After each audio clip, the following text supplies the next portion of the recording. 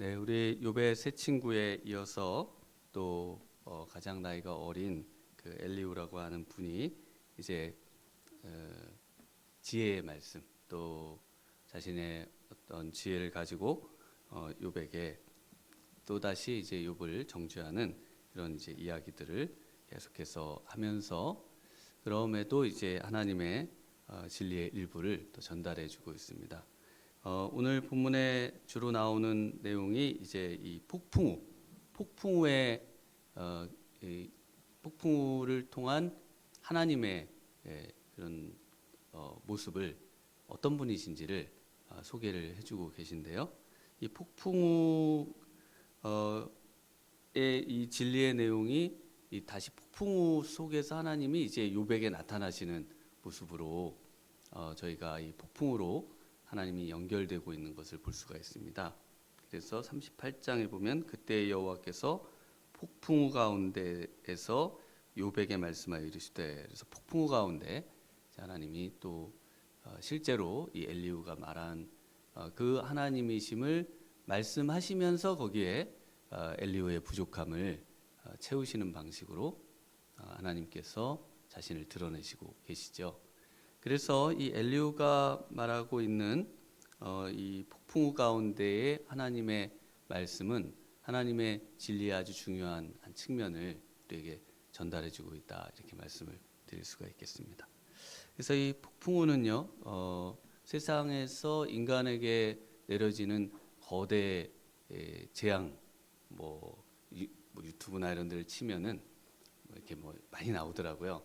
근데 그 중에 한 3개 정도는 이 폭풍우하고 관련이 다 있습니다. 그래서 이 폭풍우 하면은 이제 우리나라는 거대 폭풍우, 바로 이 태풍이 있고 또 허리케인 이런 것들이 있는데요. 이 보니까 그 저쪽 중동 지역에는 또 아주 거대한 이 자연재해로 이 모래폭풍이 있습니다.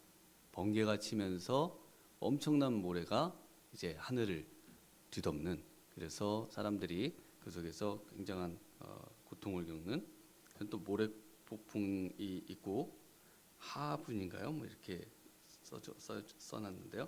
제가 그 다음에 이제 그 눈폭풍이 있습니다. 눈폭풍. 그래서 이런 내용들이 또 어디 나오는가 하면은 뭐 눈이 어디 나오죠? 우리 6절 37장 6절에 보면 눈을 명하여 땅에 내리라 하시며, 그러면서 이 폭풍 가운데에서도 눈이 나오는 이런 내용들이 나옵니다. 그래서 눈폭풍. 그래서 실제로 1999년에 또 뭐 이런 큰 눈이 또 내렸던 적이 있고, 또 슈퍼셀이라고 불리는 거대한 우박을 동반하는 폭풍이 있습니다. 우박. 그래서 50만 톤의 우박이 또 그 호주에 내렸던 그런 기록도 있고, 또 큰 이때 동반되는 또 우루과이에서 있었던 뭐 시속 400km가 넘는 그런 토네이도를 갖는 그런 폭풍이 되겠습니다. 그래서 이런 이제 폭풍들이 나오는데, 이 우박하고 관련된 거는 또 10절에 보시면은 그 37장 10절이죠. 그 하나님의 입김이 얼음을 얼게 하시고 물의 너비를 줄어들게 하느니라. 그래서 이 얼음을 동반하는 그런 또 폭풍이 있다, 이런 것들을 굉장히 아주 이 학자적인 눈으로 이런 것들을 설명하면서 하나님을 또 증명하고, 그러면서 하나님이 어떤 분이신가 하는 것을 말씀을 해주고 있습니다. 그래서 이 폭풍에 대한 인간의 어떤 두려움, 그 폭풍으로 인한 허리케인으로 인한 예측할 수 없고 또 어떤 정도의 크기인지 그 방향과 그 모든 그것을 그 당시에, 또 지금은 어느 정도 또 과학이 발달하면서 조금씩 또 이런 것들에 대해서 알아는 갑니다만은, 그럼에도 이 세상과 자연에 대해서 모든 것을 알 수 있다, 이렇게 말할 수 없듯이 그 가운데 우리 하나님께서 자신의 뜻을 드러내는 그런 방식으로 지금 엘리후가 말을 하고 있습니다. 그래서 엘리후가 지금 말하고 있는 것을 4가지로 생각을 해볼 수가 있겠습니다. 첫 번째는 26절에 보시면요. 우리 26절 한번 36장 26절입니다. 함께 읽어보겠습니다. 하나님은 높으시니 우리가 그를 알 수 없고 그의 횟수를 헤아릴 수 없느니라. 네, 그리고 37장 5절 같이 읽습니다. 하나님은 놀라운 음성을 내시며 우리가 헤아릴 수 없는 큰 일을 행하시느니라. 네, 그래서 하나님은 헤아릴 수 없는 분이시다라는 것입니다. 우리의 어떤 생각과 우리의 어떤 방식으로 우리 하나님을 생각하고 한정하면 한다고 해서 하나님이 그 안에 갇혀 계실 수 없는 분. 그래서 우리가 이 아침에도 기도할 수 있는 이유는 하나님은 우리의 생각 너머에 계시고 우리의 생각을 훨씬 뛰어넘으시는 그런 분이시라는 것을 우리가 알고 있기 때문이시죠. 사도 바울도 그런 말씀을 로마서에서 이렇게 말씀을 합니다. 로마서 11장 33절에 깊도다 하나님의 지혜와 지식에 풍성하며 그의 판단은 헤아리지 못할 것이며 그의 길은 찾지 못할 것이로다. 그러면서 우리 하나님을 찬양하고 또 높여드리고 있습니다. 네, 우리 하나님은 헤아리실 수 없는 분이심을, 그래서 우리 하나님을 오히려 두려워하고 경배해야 할 것을 이 엘리후가 말을 하고 있습니다. 네, 그리고 이제 우리 하나님은 또 어떤 분이신가? 우리 13절, 37장 13절 함께 읽어보겠습니다. 시작. 혹은 징계를 위하여, 혹은 땅을 위하여, 혹은 긍휼을 위하여 그가 이런 일을 생기게 하시느니라. 네, 그래서 하나님은 항상 목적을 가지고 계시다라는 것을 말씀해주고 있습니다. 그래서 이 폭풍우를 하나님께서 그럼 왜 우리에게 일으키시는가 했을 때 이 지금 나오고 있는 이 내용들이, 이 폭풍우의 내용들이 13절에 보니까 혹은 징계를 위해서, 그래서 징계를 하나님이 하신다는 겁니다. 36장 31절에도 보면은 하나님께서 이런 것들로 만민을 심판하신다는 거죠. 번개를 내리고요. 그리고 그로 인해서 사람들로 하여금 그 악인들을 처벌하는 수단으로서 이 자연에 일어나는 일들을 가지고 하나님이 이 일들을 하신다는 겁니다. 그리고 또 땅을 위해서, 그래서 땅의 모든 동물과 식물들과 하나님이 만드신 자연을 하나님께서 보존하시고 다스리는 그런 법칙을 하나님께서 일으키시는데 그것을 이 폭풍으로 또 하고 계시다는 겁니다. 그리고 혹은 긍휼을 위해서, 여기서 긍휼은요 이제 중간중간 나옵니다만은 사람들에게 하나님께서 이것을 쏟아지게 하셔가지고 그래서 또 31절에 보면 음식을 풍성하게 주시느니라.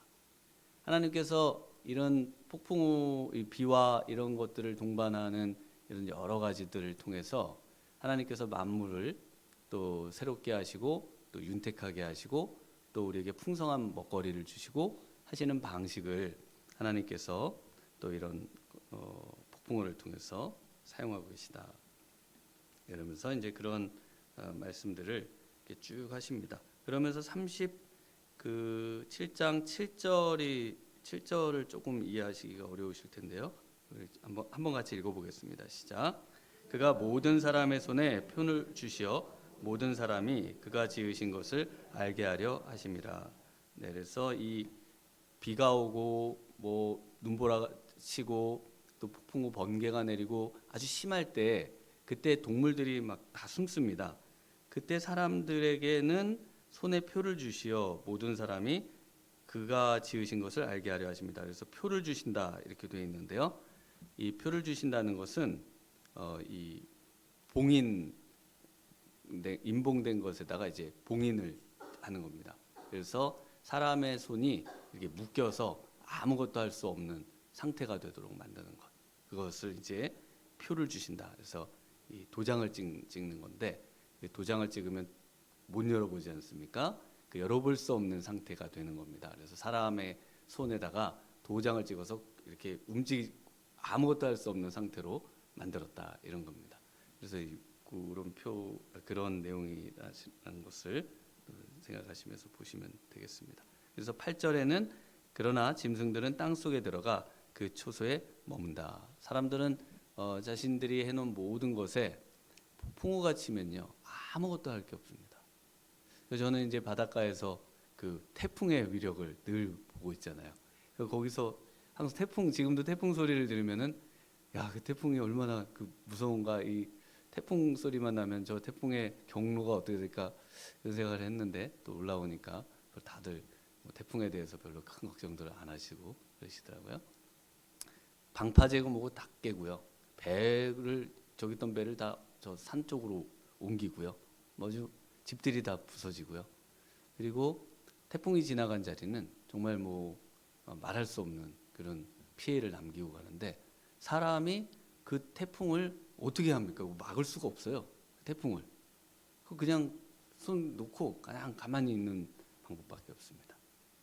그래서 그 모습을 보면서 하나님께서 하시는 일에 사람이 이것은 인간이 할 수 있는 일이 아니고 바로 하나님만이 하실 수 있는 일이구나 이런 것들을 경험하게 된다는 것이죠.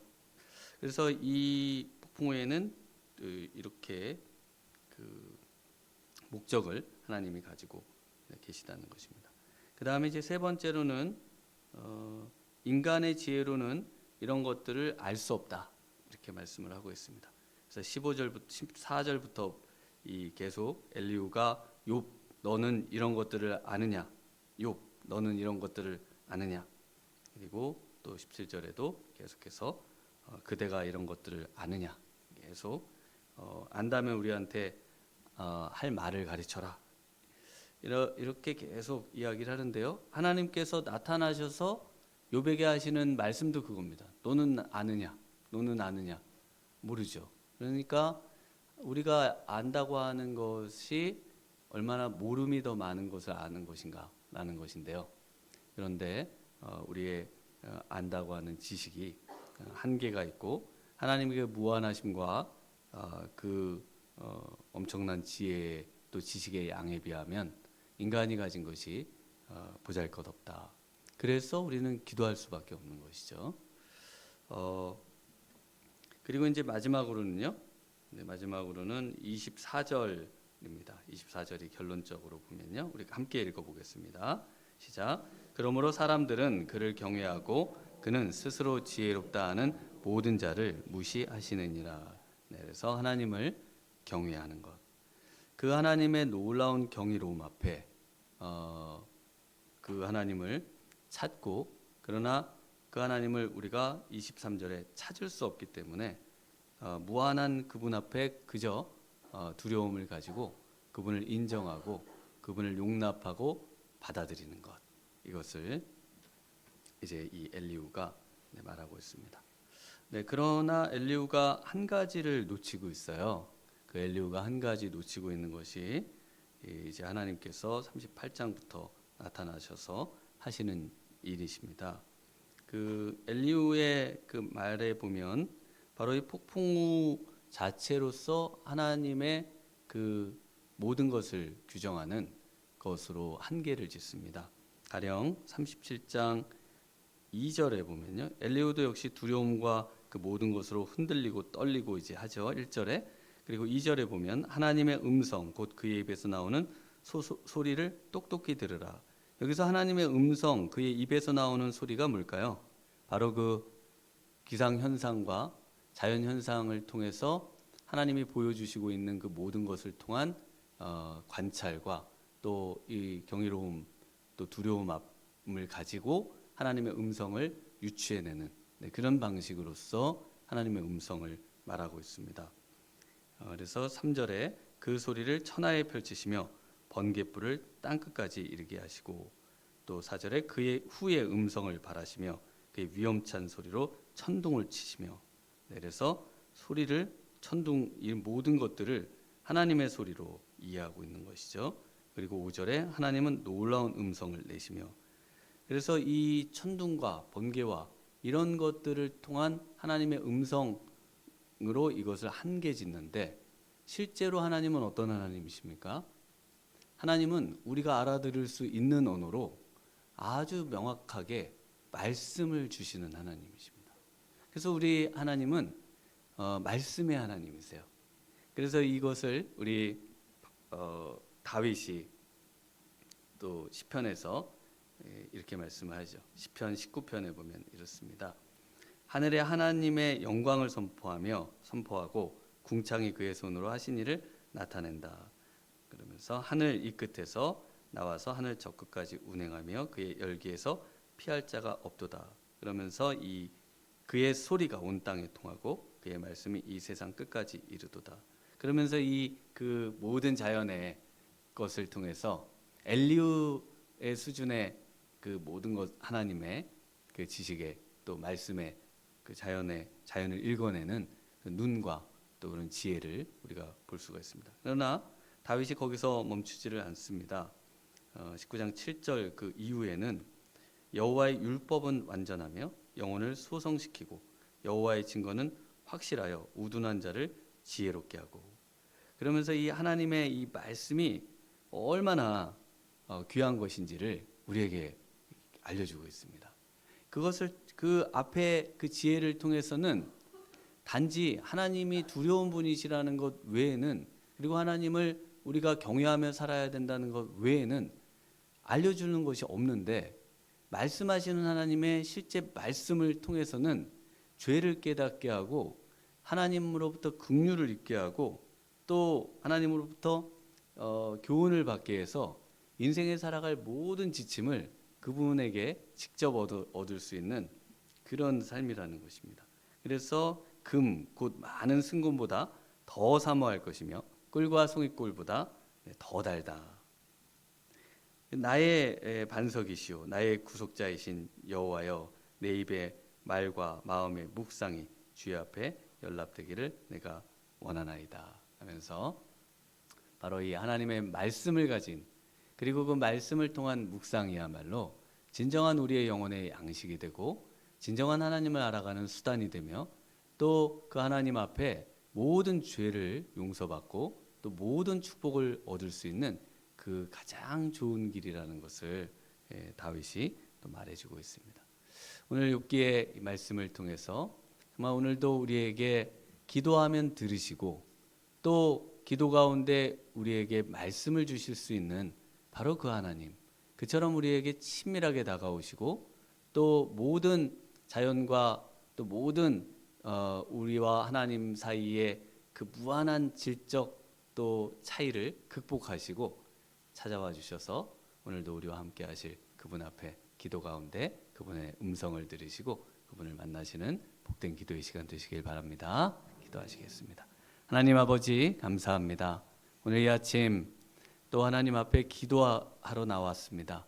하나님 정말 기도할 수 있는 특권, 하나님의 음성을 들을 수 있는 특권, 하나님의 말씀을 들을 수 있는 특권, 하나님이 놀라운 은혜를 우리에게 주셨는데 하나님 정말 이 아침에 우리 하나님의 음성을 듣고 우리 하나님의 말씀을 더욱 사랑하고 말씀을 통해서 우리 하나님의 놀라운 계획과 뜻과 비밀과 또 무엇보다 우리 하나님께서 우리에게 허락하시는 영적 축복들을 누리는 복된 하루 되도록 우리 하나님 함께해 주시기를 원하옵고 예수님 이름으로 기도하옵나이다. 아멘.